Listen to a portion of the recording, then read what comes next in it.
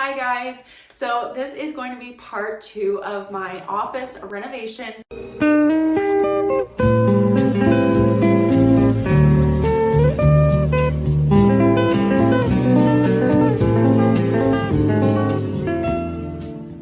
If you have not seen the first part, I highly encourage you to watch through that. It is really helpful to see where this room was before I started this project and also hear about kind of the vision of the project. Whereas in this video, I'm not going to be talking as much about that. So in this video, when I had started on the room had nothing on the walls. All I had really done was painted the first and second coat on these bookshelves. Nothing else was here except for the floor, which I recently installed. And so in this video, I've done a ton of painting. I hung my wallpaper. I painted and hung my closet doors. As you can see behind me, I've hung this shiplap piece, which will be over the main desk once this built-in is done.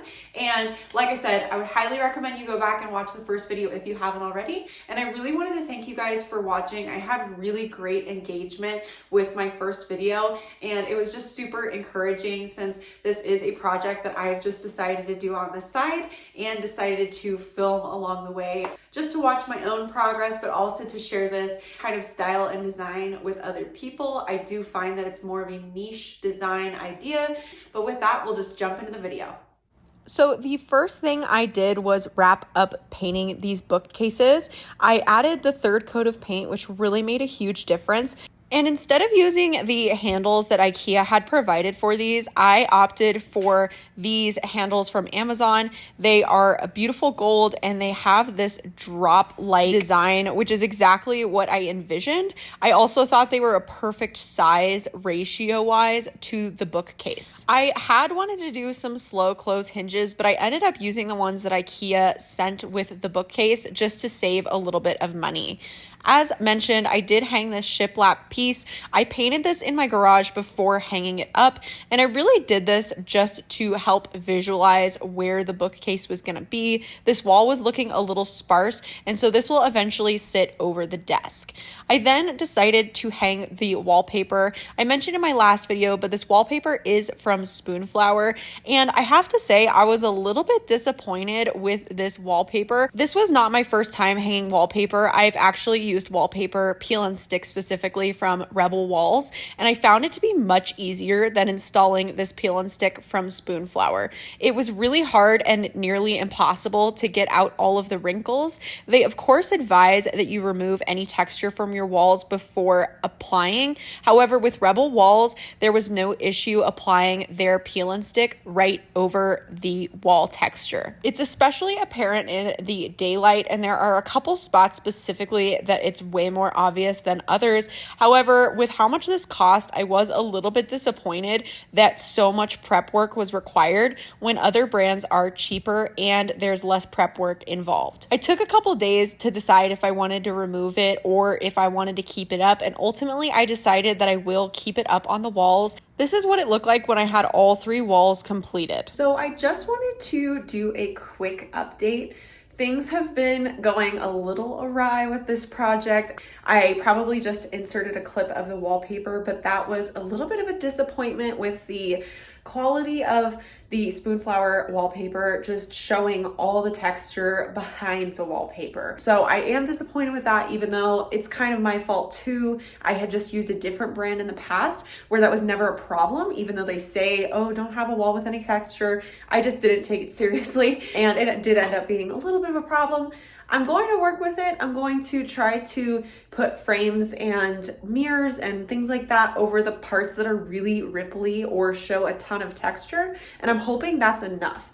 But the second problem I have run into is my 6-inch baseboards. So basically the bottom of these bookshelves only allows for a 3-inch baseboard. And I did want to include a baseboard for this whole kind of built-in wall. That will really help with the effect. So now I am dealing with this issue of 6-inch baseboards running up into 3-inch baseboards, which really won't look good.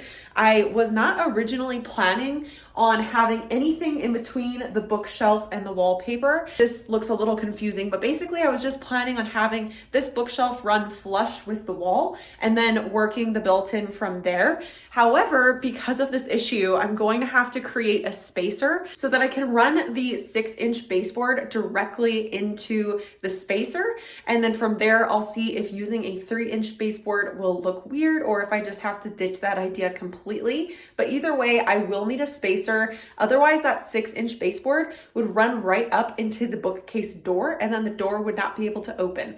So it has become a little bit of an issue.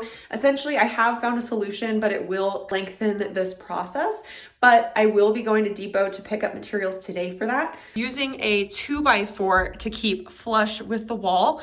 The bookcase will be flush against the other side of this 2x4. And then I did find this face piece. I believe this is 1 3/4 inches. I'll be priming and painting these, and then I'll be placing them over the 2x4s. The 2x4s are there just to fill that gap space so that I can attach the bookcase with wood screws into the 2x4 for security. And then again, this face piece will be what my 6-inch baseboards run up into once I install those. So as mentioned, I will be going to Depot today since I only have one 2x4 that was dead straight and I really need to get another straight one. And I also need to get 8 more feet of that face piece. At that point, I'm going to be painting them as well as painting a few other pieces in this room. So the door trim, which you can see behind me, as well as the closet trim. And then I still have one closet door that I needed to do a 3rd coat on. I ran out of the gallon of paint right when I was about to finish that 3rd coat. So one door is completely done, but the other one still has to be completed. So I'm planning on getting the paint out today and doing a little bit of painting. This is also in my garage, so it is not the best of a background, but I did decide on my wainscoting. So this will be the wainscoting on those 3 walls that currently have wallpaper, and it will run up right into the built-in bookcases. I'm normally someone who really loves painting. It's normally pretty soothing to me, but I have to say there's been so much painting involved with this project. I'm starting to get a little sick of it, but here I am just painting the trim on my closet doors. I decided for the time being to keep the entrance door and trim on that door white for the time being. I'm not sure why, but I just like the brightness that it brings into the room versus painting it dark green as well. Although in the long run, I might decide to do that. Here I am just painting the face pieces as well for those spacers that I'm creating against the wall, which will rest against the bookshelf. I had my fiance come help me with this part since I really wanted to keep these 2x4s as straight as possible when we were nailing and screwing them in. I was relieved when installing these though, because I do think this will be an effective way to create that gap for the baseboards. My next step was to reinstall the closet doors, which I'd painted in my garage. I finished the 3rd coat on each of these, and hanging this up with the hardware by myself was a little too challenging, and I ended up smashing my foot. So I asked my fiance to come help with this as well. He held the door in place while I screwed these in, and we tried to make sure they were as level as possible. This was how the doors finally ended up looking. I decided to not keep a spacer in between them. I'm hoping the paint won't chip, but I was far more hesitant about screwing holes into my brand new flooring. And that essentially wraps up my renovation progress for part 2. Thank you guys for watching. If you've made it to this point, I do plan on making at least 3 more of these progress videos. I have been making a ton of progress lately. This video captured a ton of work, and the next one is going to capture even more. I'm going to be building the desk and also installing more of this built-in bookshelf. I'll be installing 2 more Billy IKEA bookcases, which will sit on top of the desk. And of course, I'll be installing the butcher block desk itself. Originally, I was going to make custom drawers for this, but I've decided against that. It just was too much of a project. I am a DIYer, but that was the point where I was kind of like, I'm gonna take a break. I'm gonna buy this. So I did find an office drawer. It's actually a file drawer, I believe, that is the right height. It was really hard to find pre-made drawers that were the height I was looking for. I am looking for 29 or 30 inches, which is a standard size desk height. I wanna make sure it's ergonomically designed since I am making it custom for myself. And that is what the internet recommended for me based on my height. So I am hoping to get within that height range for the desk, but these file drawers actually are the perfect size, probably because they're meant to be stored underneath a desk anyways. So I'm going to be using these. I did find these office drawers that I am planning on purchasing from Home Depot, or these filing cabinets.